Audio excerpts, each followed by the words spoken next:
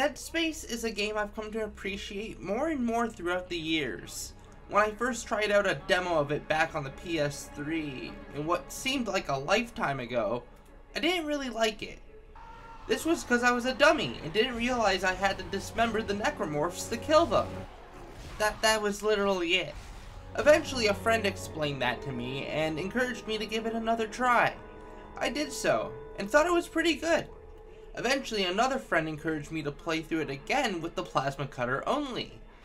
And I had a lot of fun with that too, and it's now become my preferred way to play the game.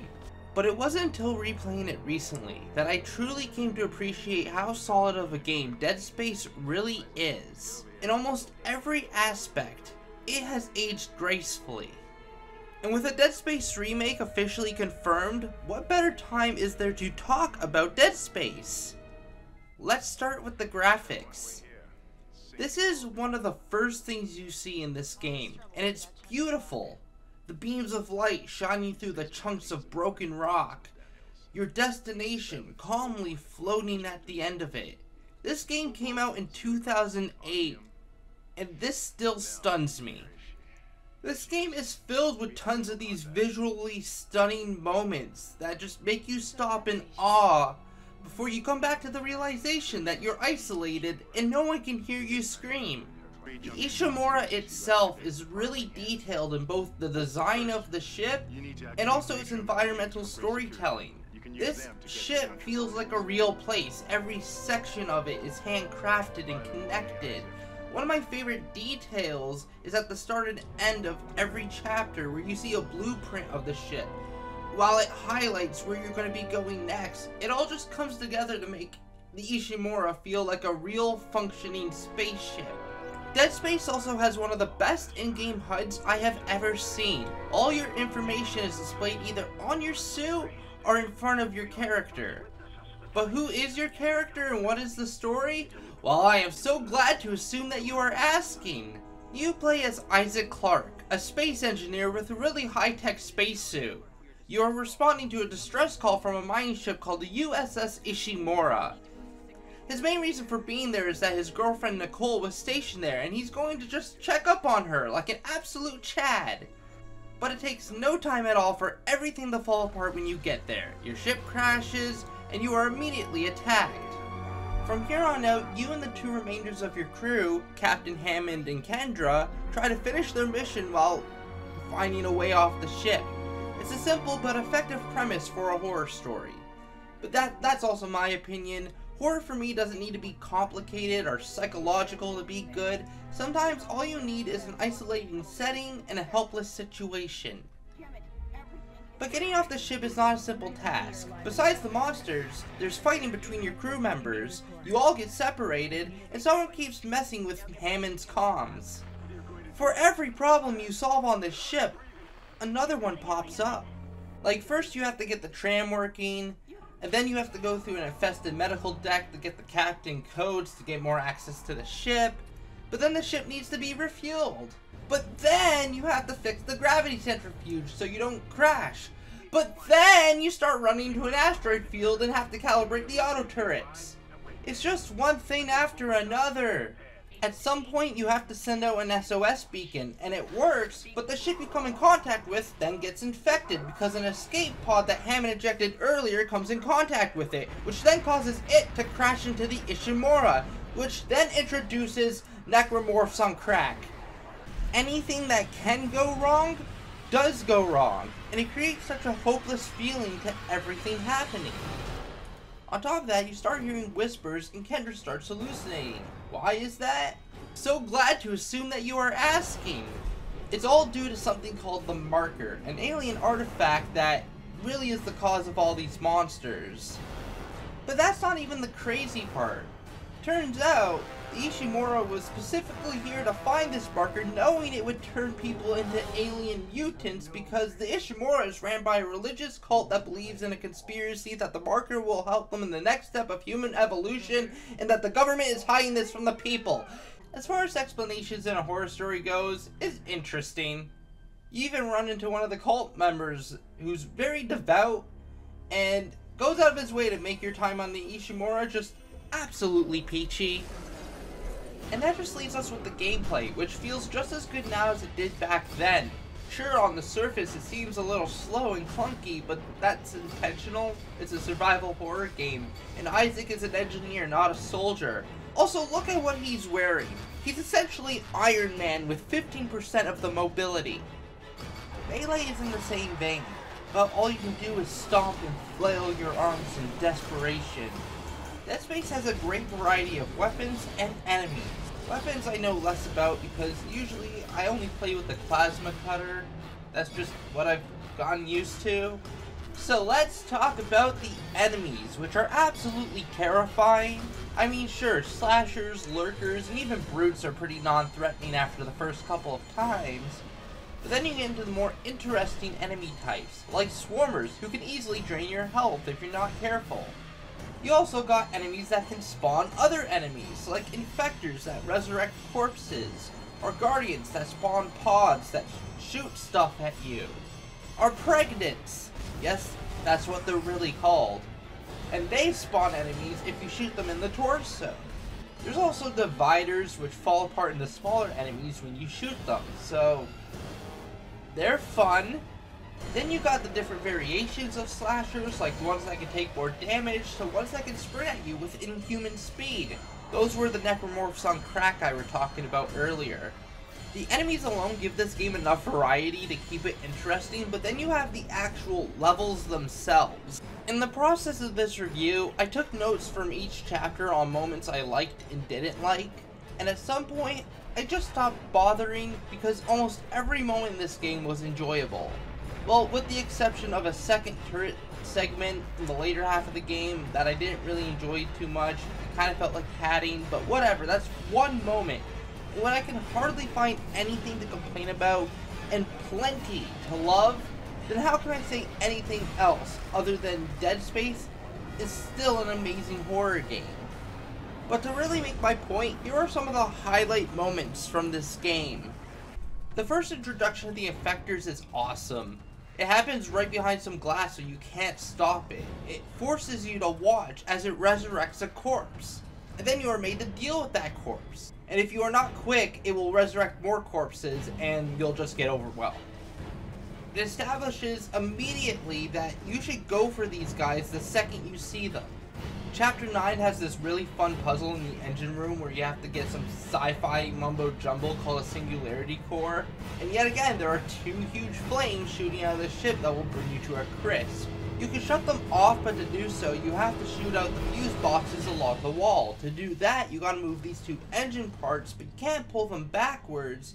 So you gotta alternate between moving them forwards and going back and forth between them in order to shoot out all the fuses and get the core.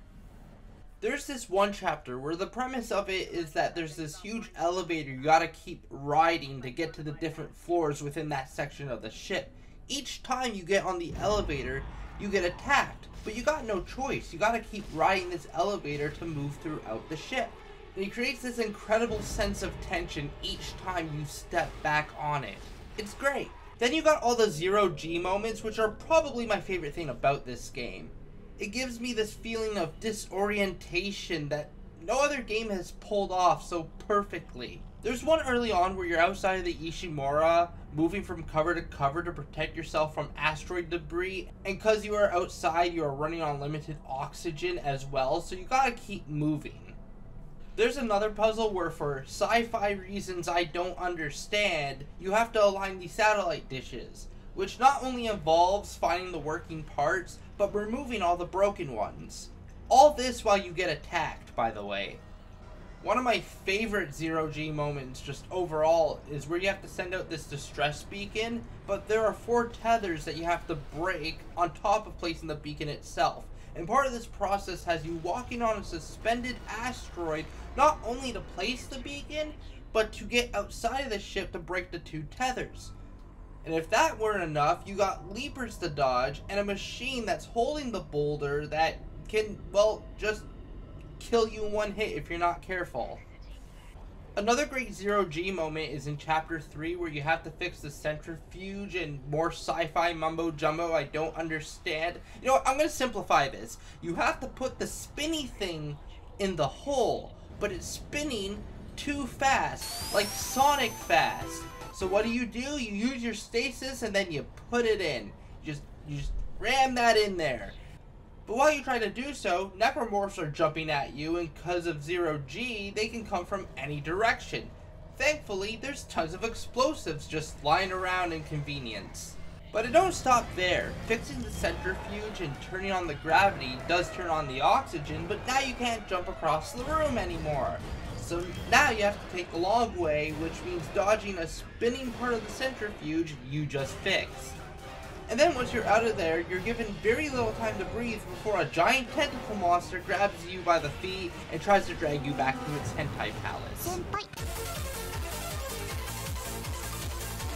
Dead Space is packed to the brim with moments like this. Clever but fair puzzles that never beat you over the head with a solution. Moments where you escape one threat just to run into another. And I didn't even mention the Hunter yet. He only shows up for a few levels, but he's an unkillable necromorph who stalks you throughout the map, which, considering how many horror games now use that as a central mechanic, this was a bit ahead of its time, even if the times he does show up are pretty scripted. But every time he does though, your hand is forced, and making quick, risky plays becomes do or die. One great moment is when you're moving through the crew's sleeping quarters and you have to move these beds one by one on a track like you're playing the slowest game of Rush Hour ever. In the process, you have to block your way out just to move forward. Once you find the key you were looking for, that's when the Hunter shows up, and there's only one way out, back through all the beds you just moved. So now you're in a panic trying to keep them at a distance and move all these beds back in place just so you can get out of a damn room. Oh, and other necromorphs are spawning in as well, because why wouldn't they? There's another cool moment in Chapter 5 when all the oxygen gets turned off and you have to run across the medical bay just to turn it back on. And you guessed it, you're being chased by one of these things and you have to run through a horde of swarmers. All these moments, big and small, make Dead Space still a treat to play to this day. Which brings me to why I got interested in revisiting this game in the first place. The remake. I wanted to see how well Dead Space held up. After replaying Dead Space, this is my thoughts on a remake. There are games like Resident Evil 2, for example, which, as great as it is, needed to be remade. I'm sorry, that's the truth. Even if you think the original is better than the remake, it's dated to a point where there's very little chance of it appealing to a newer audience. Then there are games like Resident Evil 4, where it's debatable whether or not it should have been remade. Now, personally, I think that game's perfect, and there's nothing to improve upon, but I'm also biased in that regard, and I can see where people would get the idea it needs to be remade. But Dead Space? Nah, Dead Space truly aged well. I could put this game in anyone's hands, old, young, doesn't matter, and assuming that they enjoy horror games, I'm confident they would enjoy Dead Space. You should remake a game because there's something fundamental about its design that doesn't translate well into the current era, not just to get cheap nostalgia points from the fans. Going back to my past two examples, there are aspects about those games beyond the graphics that just do not hold up, like the tank controls with fixed camera angles, or having to open your inventory every single time you want to switch a weapon. But Dead Space doesn't have that problem, any of those problems. The movement is still up to par with what comes out today. What clunkiness is there is an intentional part of the design. You got quick weapon switching, all menus are navigated in real time, which also has the added effect of making you not feel safe even when you're in your inventory, which I think is awesome for a horror game. How does this need a remake? A remaster? Hell yes. Or at least a patch for it that doesn't make the whole game bug the fuck out when I'm playing above anything that's 30 FPS. But a remake? We didn't need a remake. We needed a sequel. It would continue the story, which gives fans what they want, and also, I think, would work out better with EA Motive, as it would give them more creative freedom to do what they want, instead of being restricted to the original game. And while we're on this subject, I watched the IGN clip with them talking about their passion to follow and improve upon the original, which I think is sincere, I don't think that they're going, at least when it comes to the developer end of this, I don't think EA Motive is going into this with bad intentions. But some of the ideas in that video, I'm just not sure are the answer to improving upon Dead Space. Like, they're talking about adding in the zero-G mechanics from Dead Space 2, but what does that really add unless you specifically redesign the game to accommodate it? It may seem like a trivial complaint, and maybe it is, but maybe not. Sure, the zero-G in Dead Space 2 is a lot more fun, but Dead Space 2 as a whole is a more action-y, fast-paced game. Dead Space 1 is slower paced, and has a more hopeless feel to it. And in that sense, I think the zero-G from Dead Space 1 works a whole lot more better.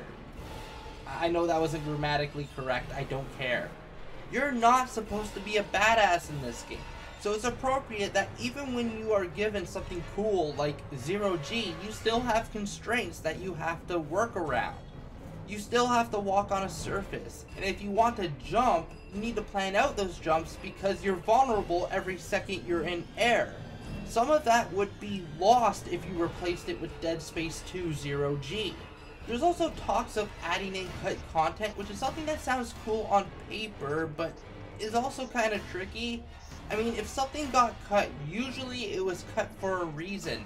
Now, whether that reason was time constraints or by choice is something we'll never truly know. And that's something EA Motive is going to have to figure out.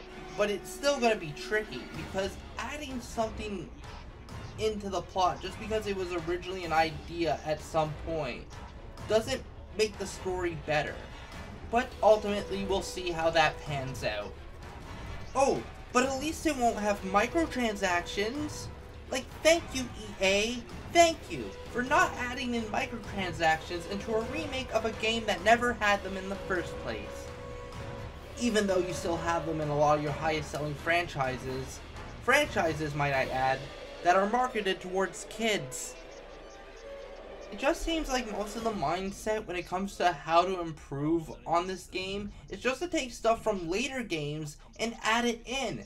But is that really the best idea? Only time will tell. I like that they are reaching out to the fans for feedback, but even that has its own setbacks and problems because fans have biases and they're not always looking for the same thing or appreciate the same thing about a game.